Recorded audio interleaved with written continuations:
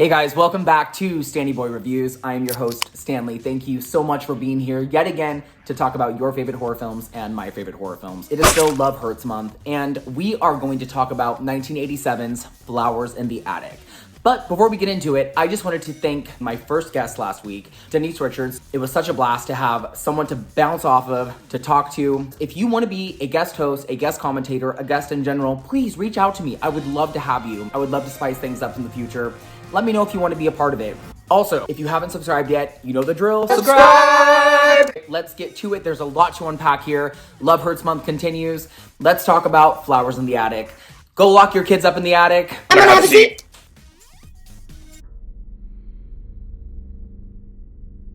I finally came back for you, Stanny. I'm going to twist your back like mine, so you'll never get out of bed again.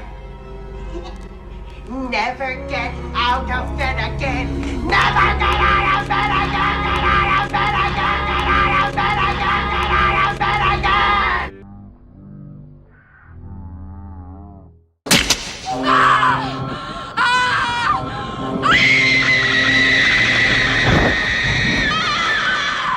Yes, I got a new chair, you guys. Flowers in the Attic is a book written in 1979 by a woman named D.C. Andrews. It was followed by 3 sequels and then a prequel. It was a very popular book for teenage girls and a very taboo book. I remember being obsessed with the idea of the book because it was about incest. And I was told that I wasn't supposed to read it. So of course I really wanted to read it. But I remember watching the movie as a kid and there was no incest involved.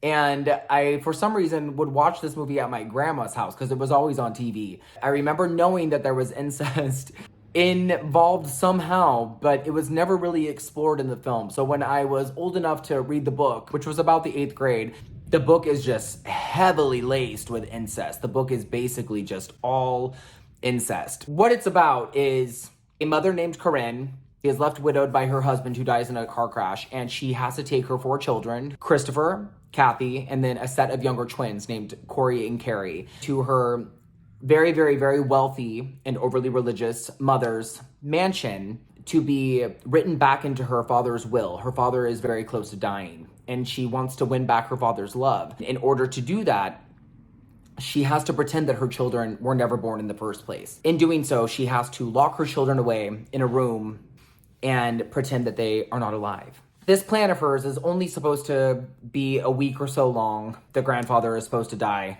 within that week. But that week turns into months. Months turn into years. And eventually it becomes a very dark, bleak love story between the 2 oldest siblings because they are growing up and they don't know what they're supposed to be doing with each other. And they kind of fall in love.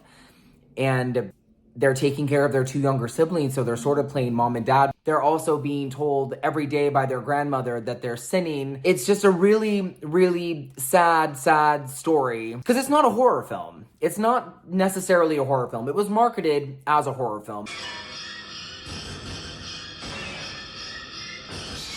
But it's really a very melodramatic gothic drama about a family that is just deteriorating and overcome with greed. It's powerful as far as its story goes.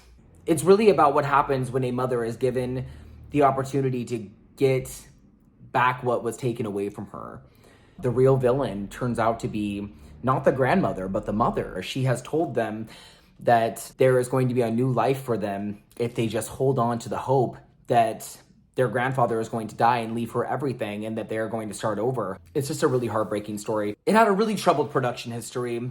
There were 4 or 5 scripts written. One of them was written by Wes Craven, and it was a very graphic, violent script. I've actually read it. I wonder how that would have played out. The script that they chose was written by Jeffrey Bloom, who ended up directing it.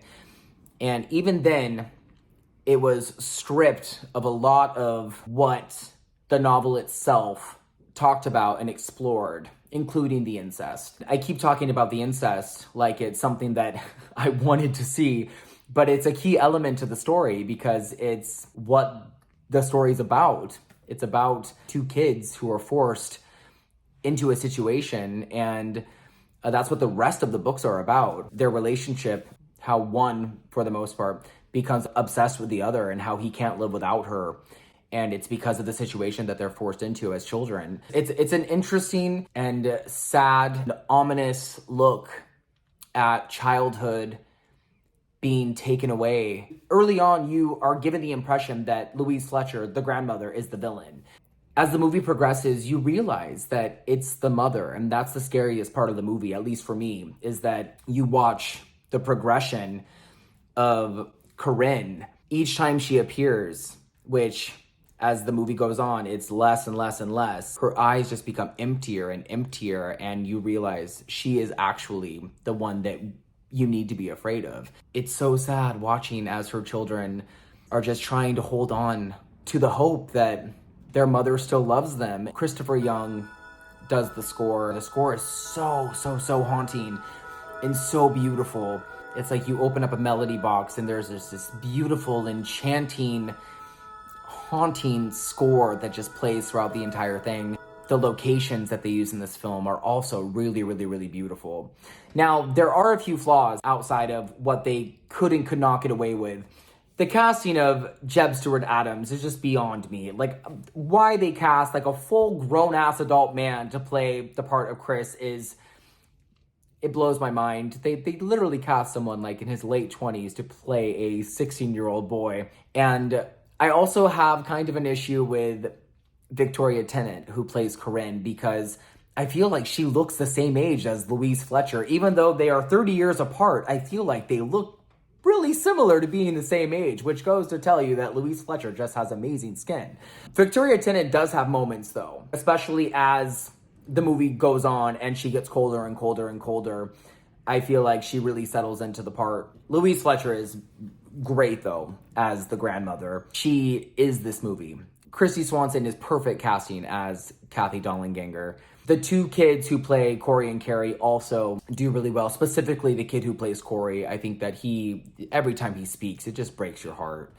The ending is a revised ending. And if you have the Blu-ray, like I do, there is an original ending attached as a special feature. It's so wild because the original ending they used makes more sense, especially if you're a fan of the novel and you know the novel's ending, because again, the novel's ending gives you the sequel, which is Petals on the Wind. The ending that they ended up using for the theatrical release kind of just gives you a finality that doesn't make any sense.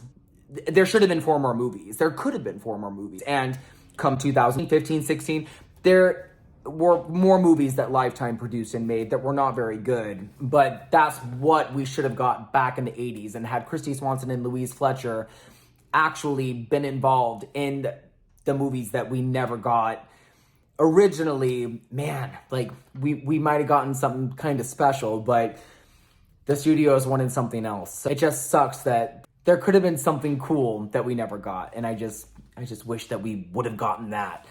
Watching it as an adult, it resonates a little bit differently because it's not scary. It's an unsettling movie. It's got some spooky elements to it. It's more sad than anything. I find myself just a little exhausted when it's over. The cinematography is really beautiful. There are some weird casting choices. All in all, though, as far as Stanley Stab-O-Meter goes, I would give it a solid 3.5 out of 5.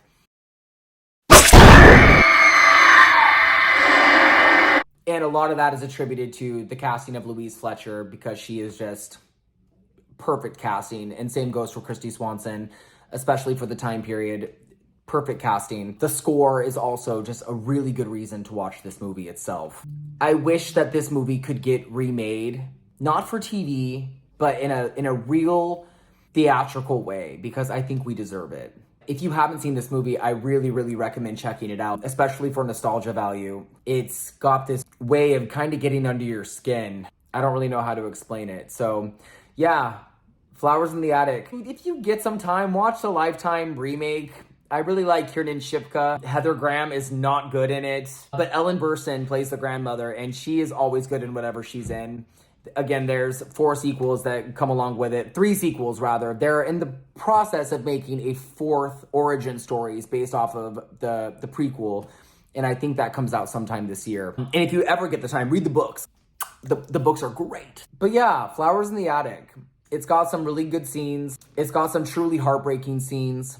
And it's worth watching. And if you are able to get your hands on the Blu-ray, do that too, because it's a good one. So yeah, guys, let me know what you think. Flowers in the Attic. Leave some comments. Follow me on Instagram. Follow me on Twitter. Stay tuned for next week, because Love Hurts Month is not over yet, and next week's episode is going to be killer. So stay tuned for more, and stay safe, and we'll see you next week.